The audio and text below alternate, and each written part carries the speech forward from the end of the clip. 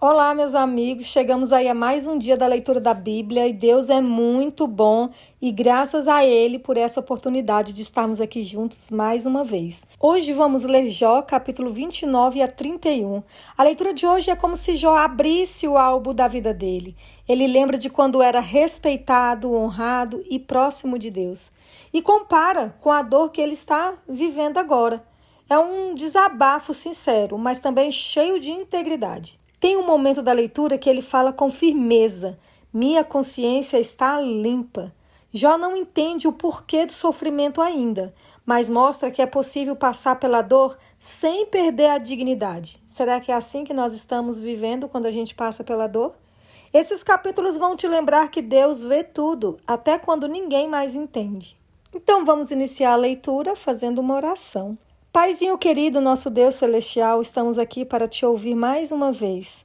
Abrimos tua palavra com fé e reverência. Fala conosco, Pai. Guia nossos pensamentos e transforma nosso coração. Pedimos também que perdoe todos os nossos pecados. Em nome de Jesus, amém. Bíblia aberta, Jó capítulo 29. Defesa final de Jó. Deus cuidava de mim. Jó continuou em sua fala dizendo: quem me dera ser como fui nos meses passados, como nos dias em que Deus cuidava de mim, quando Deus fazia resplandecer a sua lâmpada sobre a minha cabeça, quando eu, guiado por sua luz, caminhava na escuridão. Quem me dera ser como fui nos dias do meu vigor, quando a amizade de Deus estava sobre a minha tenda, quando o Todo-Poderoso ainda estava comigo e os meus filhos estavam ao meu redor. Quando eu lavava os meus pés em leite e da rocha me corriam rios de azeite.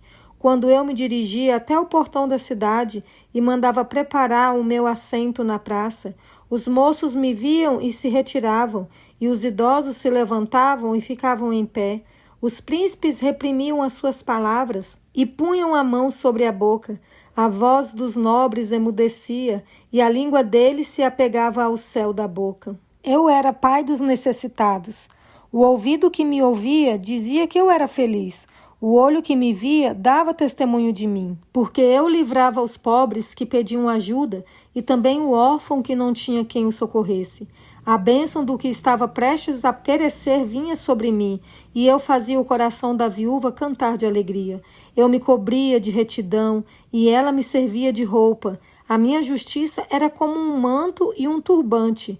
Eu era os olhos do cego e os pés do aleijado. Era pai dos necessitados, e até as causas dos desconhecidos eu examinava. Eu quebrava os queixos dos iníquos e arrancava as vítimas dos dentes deles. Todos esperavam o meu conselho. Eu dizia: vou morrer no meu ninho e multiplicarei os meus dias como areia. As minhas raízes se estenderão até as águas, e o orvalho ficará durante a noite sobre os meus ramos. A minha honra se renovará em mim, e o meu arco se reforçará na minha mão. Os que me ouviam esperavam o meu conselho e guardavam silêncio para ouvi-lo. Depois que eu falava, não diziam nada. As minhas palavras caíam sobre eles como orvalho. Esperavam-me como se espera a chuva. Abriam a boca como para absorver a chuva fora de época. Quando eu sorria para eles, nem acreditavam, e a luz do meu rosto eles não desprezavam. Eu escolhia o caminho para eles, assentava-me como chefe e vivia como rei entre as suas tropas. Eu era como quem consola os que pranteiam. Todos zombam de mim, mas agora zombam de mim os que têm menos idade do que eu, cujos pais eu não teria aceito nem para colocar ao lado dos cães do meu rebanho. De que também me serviria a força de suas mãos, se eles são homens cujo vigor já desapareceu? Enfraqueceram de tanto passar fome e necessidade, roem a terra seca, desde muito em ruínas e desolada, apanham malvas e folhas de arbustos e se alimentam de raízes de zimbro, são expulsos do meio das pessoas, grita-se contra eles como se grita atrás de um ladrão. Tem de morar nos desfiladeiros sombrios, nas cavernas da terra e das rochas. Uivam entre os arbustos e se ajuntam debaixo dos espinheiros. São filhos de doidos, gente sem nome. e são escorraçados da terra. Mas agora sou a canção de deboche dessa gente. Sirvo de provérbio no meio deles. Eles me detestam, fogem para longe de mim e não têm receio de me cuspir no rosto. Deus afrouxou a corda do meu arco e me oprimiu. Por isso sacudiram de si o freio diante de mim. À minha direita se levanta um bando e me empurra, e contra mim prepara o seu caminho de destruição. Arruinam o meu caminho, promovem a minha destruição sem a ajuda de ninguém. Vêm contra mim como por uma grande brecha e se revolvem avante no meio das ruínas. Sobrevieram-me pavores, a minha honra é como que varrida pelo vento, como nuvem passou a minha felicidade. Tu foste cruel comigo. Agora a minha alma se derrama dentro de mim, os dias da aflição se apoderam de mim, a noite perfura os meus ossos e o mal que me corrói não descansa. Pela grande violência do meu mal está desfigurada a minha roupa. Este mal me envolve como a gola da minha túnica. Deus me lançou na lama e me tornei semelhante ao pó e à cinza. Clamo a ti, ó Deus, e não me respondes. Estou em pé, mas apenas olhas para mim. Tu foste cruel comigo, e com a força da tua mão me atacas. Tu me levantas sobre o vento e me fazes cavalgá-lo. No estrondo da tempestade me jogas de um lado para outro, pois eu sei que me levarás à morte e à casa destinada a todos os vivos. Não é fato que de um montão de ruínas um homem estenderá a sua mão e na sua desventura não levantará um grito por socorro? Por acaso não chorei por aquele que atravessava dias difíceis? Não se angustiou a minha alma pelo necessitado? Quando eu esperava o bem, eis que me veio o mal. Esperava a luz e veio a escuridão. Eu clamo por socorro. O meu íntimo se agita sem cessar e dias de aflição me sobrevêm. Tenho a pele queimada, mas não pelo sol. Levanto-me na congregação e clamo por socorro. Sou irmão dos chacais e companheiro de avestruzes. A minha pele escurece e cai, os meus ossos queimam de febre. Por isso, a minha harpa é usada para fazer lamentações e a minha flauta para acompanhar os que choram. Que Deus me pese numa balança justa. Fiz uma aliança com os meus olhos, de não olhar para uma virgem. Do contrário, qual seria a minha porção do Deus lá de cima? E que herança receberia do Todo-Poderoso desde as alturas? Por acaso não é a perdição para o ímpio e a desgraça para os que praticam a maldade? Será que Deus não vê os meus caminhos e não conta todos os meus passos? Se andei com falsidade ou se o meu pé se apressou para o engano? Que Deus me pese numa balança justa e conhecerá a minha integridade. Nunca cobicei nem adulterei. Se os meus passos se desviaram do caminho, se o meu coração segue os meus olhos, e se alguma mancha se apegou às minhas mãos, então que os outros comam o que eu semeei, e que seja arrancado o que se produz no meu campo. Se o meu coração se deixou seduzir por uma mulher, se fiquei rondando a porta do meu próximo, então que a minha mulher moa os cereais para outro homem, e que outros se deitem com ela. Pois eu teria cometido um crime hediondo, um delito a ser punido pelos juízes. Isso seria fogo que consome até a destruição e arrancaria toda a minha colheita pela raiz.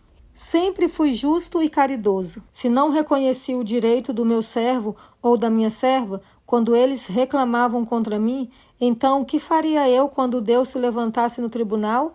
E se ele me interrogasse, que lhe responderia eu? Aquele que me formou no ventre de minha mãe, não os fez também a eles? Ou não é o mesmo Deus que nos formou no ventre materno? Se retive o que os pobres desejavam, ou deixei que os olhos das viúvas esperassem em vão, ou se sozinho comi o meu bocado, sem reparti-lo com os órfãos, porque desde a minha mocidade eu os criei como se fosse pai deles.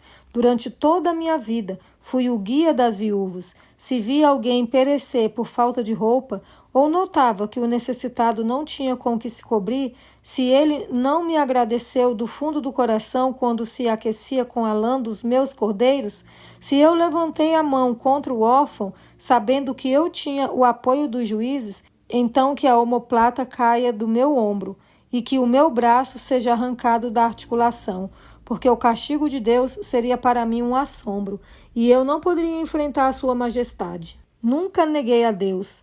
Se no ouro pus a minha esperança, ou se eu disse ao ouro fino, você é a minha garantia, se me alegrei por ser grande a minha riqueza e por ter a minha mão alcançado muito, se olhei para o sol quando resplandecia, ou para a lua que caminhava em seu esplendor, e o meu coração se deixou seduzir em segredo, e eu lhes atirei beijos com a mão, também isso seria um delito, a ser punido pelos juízes, pois eu teria negado a Deus que está lá em cima. Nunca me alegrei com o mal. Se me alegrei com a desgraça do que me odeia, e se exultei quando o mal o atingiu, eu que não deixei a minha boca pecar, rogando praga para que morresse, se as pessoas que moram na minha tenda não disseram, quem nos dera encontrar alguém que não se saciou da carne provida por ele, pois o estrangeiro não pernoitava na rua. As minhas portas estavam sempre abertas para os viajantes. Se como Adão encobri as minhas transgressões, ocultando a minha iniquidade em meu íntimo, porque eu tinha medo da grande multidão, e o desprezo das famílias me apavorava, fazendo com que eu me calasse e não saísse da porta. Eis aqui a minha defesa. Quem dera que eu tivesse quem me ouvisse. Eis aqui a minha defesa assinada. Que o Todo-Poderoso me responda, que o meu adversário escreva a sua acusação.